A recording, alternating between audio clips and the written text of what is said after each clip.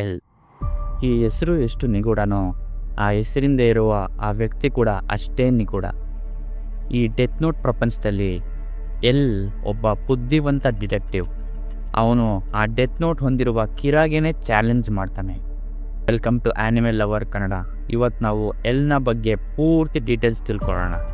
Who is L? L ಯಾರು? L ಇಡೀ ಪ್ರಪಂಚದಲ್ಲೇ ಅತ್ಯಂತ ಬುದ್ಧಿವಂತ ಡಿಟೆಕ್ಟಿವ್. ಆದರೆ ಎಲ್ ನಿಜವಾಗ್ಲೂ ಯಾರು?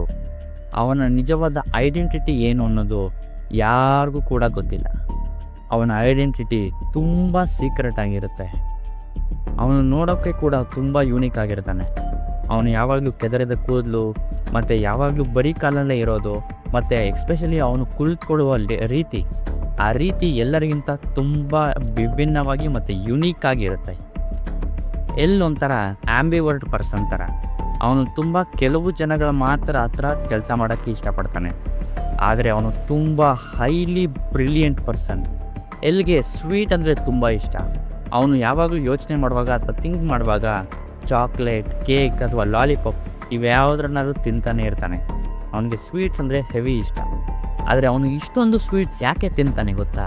ರಿಸರ್ಚ್ ಹೇಳೋ ಪ್ರಕಾರ ಸ್ವೀಟ್ಸು ನಮ್ಮ ಬ್ರೈನ್ನ ಹೈಲಿ ಆ್ಯಕ್ಟಿವ್ ಆಗಿರೋಕ್ಕೆ ಹೆಲ್ಪ್ ಮಾಡುತ್ತೆ.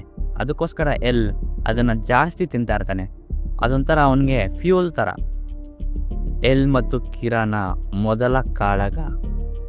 ಎಲ್ ಮತ್ತು ಲೈಟ್ ಯಾಗಮಿಯ ಕಾಳಗ ಶುರುವಾಗೋದು ಎಲ್ನ ಆ ಒಂದು ಬ್ರಾಡ್ಕಾಸ್ಟ್, ವರ್ಲ್ಡ್ ವೈಡ್ ಬ್ರಾಡ್ಕಾಸ್ಟಿಂದ ಅವರಿಬ್ಬರ ಕಾಳಗ ಶುರುವಾಗುತ್ತೆ. ಆ ಪ್ರೆಸ್ ಕಾನ್ಫರೆನ್ಸಲ್ಲಿ ಎಲ್ನ ಬದಲು ಲಿಂಡ್ ಎಲ್ ಟೈಲರ್ ಅನ್ನೋನ್ನ ಎಲ್ ಯೂಸ್ ಮಾಡ್ತಾನೆ. ಅವನಿಂದ ಕಿರಾ ಅಂದರೆ ಲೈಟ್ ಯಾಗಮಿ ಜಪಾನ್ನಲ್ಲೇ ಇದ್ದಾನೆ ಅಂತ ಕಂಡುಹಿಡಿತಾನೆ. ಹೇಗೆ ಕಂಡುಹಿಡ್ದ ಅಂತ ನಾವು ನೋಡೋಕೆ ಹೋದರೆ ಮುಂದೆ ಗೊತ್ತಾಗೋದು ನಮಗೆ. ಆ ಬ್ರಾಡ್ಕಾಸ್ಟ್ ಇಡೀ ವರ್ಲ್ಡ್ ವೈಡ್ ಕನೆಕ್ಟ್ ಆಗಿರೋಲ್ಲ. ಅದು ಜಪಾನ್ನಲ್ಲಿ ಮಾತ್ರ ಆ ಬ್ರಾಡ್ಕಾಸ್ಟ್ ನಡೀತಾ ಇರುತ್ತೆ. ಅದಕ್ಕೋಸ್ಕರ ಕಿರಾ ಅಲ್ಲಿ ಅವನ ಮೊದಲ ಮಿಸ್ಟೇಕ್ ಮಾಡ್ತಾನೆ. ಅಲ್ಲಿಂದನೇ ಅವರಿಬ್ಬರ ಮೈಂಡ್ಸ್ ಗೇಮ್ ಮತ್ತು ಅವರು ಒಬ್ಬರ ಮೇಲೆ ಟ್ರ್ಯಾಪ್ಸ್ ಮಾಡೋದು ಸ್ಟಾರ್ಟ್ ಆಗುತ್ತೆ. ಎಲ್ನ ಇಂಟೆಲಿಜೆನ್ಸ್ ಮತ್ತು ಡೆಡಿಕೇಶನ್.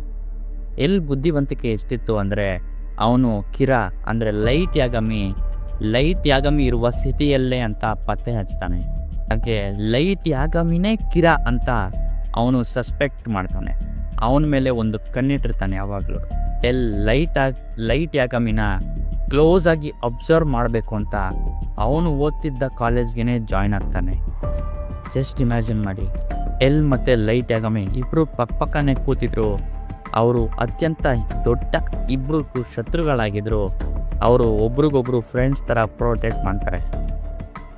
ಎಲ್ ನೋಡೋಕ್ಕೆ ತುಂಬ ಒರಟಾಗಿ ಕಂಡ್ರು ಅವನು ಲೈಟ್ ಯಾಗಮಿನ ತುಂಬ ಫ್ರೆಂಡಾಗಿಯೇ ಟ್ರೀಟ್ ಮಾಡ್ತಾನೆ. ಅವನ್ನ ಫ್ರೆಂಡಾಗಿಯೇ ಸ್ವೀಕರಿಸ್ತಾನೆ. ಲೈಟ್ ಯಾಗಮಿಗೆ ತುಂಬ ರೆಸ್ಪೆಕ್ಟ್ ಕೊಡ್ತಾ ಇರ್ತಾನೆ.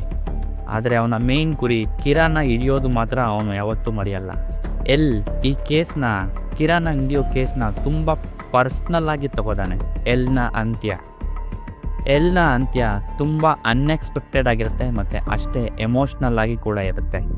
ಅವನು ಮೀಸಾಳ ಶಿನಿಗಾಮಿ ರೆಮ್ನಿಂದ ಮೋಸ ಹೋಗ್ತಾನೆ ಮತ್ತು ಆ ಶಿನಿಗಾಮಿ ರೆಮ್ ಮೀಸಾನ ಕಾಪಾಡೋದಕ್ಕೆ ಅವನನ್ನು ಸಾಯಿಸುತ್ತೆ. ಎಲ್ ಸತ್ತ ಮೇಲೂ ಕೂಡ ಅವನ ಲೆಗಸಿ ನಿಯರ್ ಮತ್ತು ಮೆಲ್ಲೋಯಿಂದ ಕಂಟಿನ್ಯೂ ಆಗುತ್ತೆ. ಲೈಟ್ ಯಾಗಮಿ ಅಂದರೆ ಕಿರಾನ ಹಿಡಿಯೋದಕ್ಕೆ ನಿಯರ್ ಮತ್ತು ಮಿಲ್ಲೋ ಅವರು ಮುಂದುವರಿಸ್ತಾರೆ ಅದನ್ನು. ಓವರಾಲ್ ಆಗಿ ಹೇಳಬೇಕು ಅಂದರೆ ಎಲ್ ಬರೀ ಒಬ್ಬ ಡಿಟೆಕ್ಟಿವ್ ಅಲ್ಲ, ಅವನ ತರ್ಕ ಮತ್ತು ಅವನ ವಿಚಾರಗಳಿಗೆ ಸಿಂಬಲ್ ಆಗ್ತಾನೆ, ಮಾದರಿ ಆಗ್ತಾನೆ.